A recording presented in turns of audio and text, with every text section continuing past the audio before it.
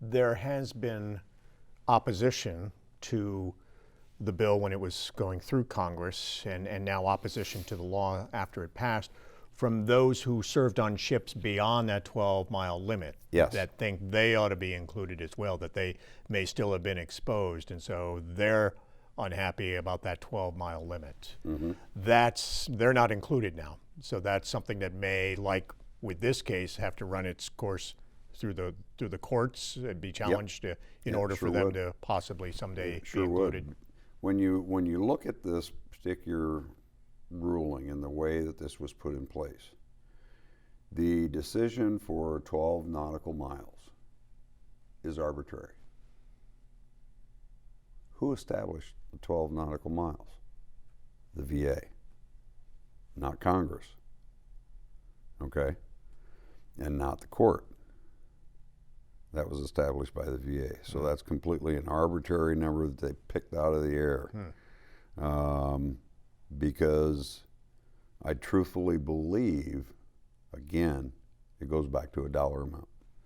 We know that Agent Orange was sprayed, so it was airborne.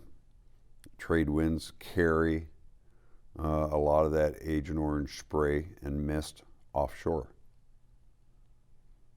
Is there a way 40 years later that you can go back, or 50 years later and go back and say, well, it would have carried it this far out to sea? There's already been proven scientific evidence that Agent Orange in salt water only intensifies the Agent Orange. And where did all the drinking water that the ships used? They pulled it in from the ocean and run it through desalination. And then use that water for drinking water, bathing, and cooking.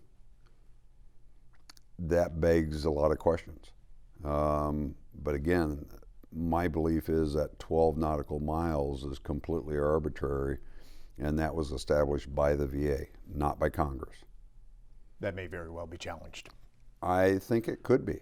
You're going to have a top-notch lawyer to be able to push that through the U.S. Court of Appeals, but I tend to believe that there will be a veteran that will push that all the way to the court, and we'll see what happens. It's hard to make a guess how many veterans this could affect here in the North Country. It is. In my office alone, we deal with veterans within Clinton County, some within Franklin and Essex, and some out of Vermont as well.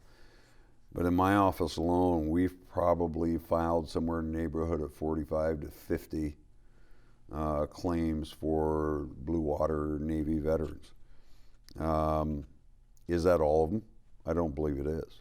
I think there are still some out there that have not either received paperwork from the VA or have ignored it, and may be just disgruntled enough that they're not paying attention to it. But my hopes is that they will see this and understand that the Congress and the court is trying to right that wrong. And we are here to help them to get their paperwork submitted to the VA, and in hopes that they will receive that benefit that they so richly deserved based on their exposures and their service in Vietnam. After getting the paperwork taken care of, and then after the first of the year, how long of a process do you think this will be, or is that always the unknown when you're dealing with the VA? It is. How long this may take for them to receive, if they have claims that make them eligible, how long it takes to go through the process? It could be 3 to 6 months, could be a year. The VA has set up a special team to review a lot of these Blue Water Navy claims. I suspect they have most of the evidence for a lot of these claims, so it's essentially going to be after the first of the year, the team gets working on these claims. It could be within 30 to 60 days that some decisions are made. Some of the more difficult claims that may not have all the medical evidence with it, they may have to request evidence from those claimants and from those veterans. But the VA still has that responsibility under their new laws and their new claims process to do those claims within 180 days. So can they meet that?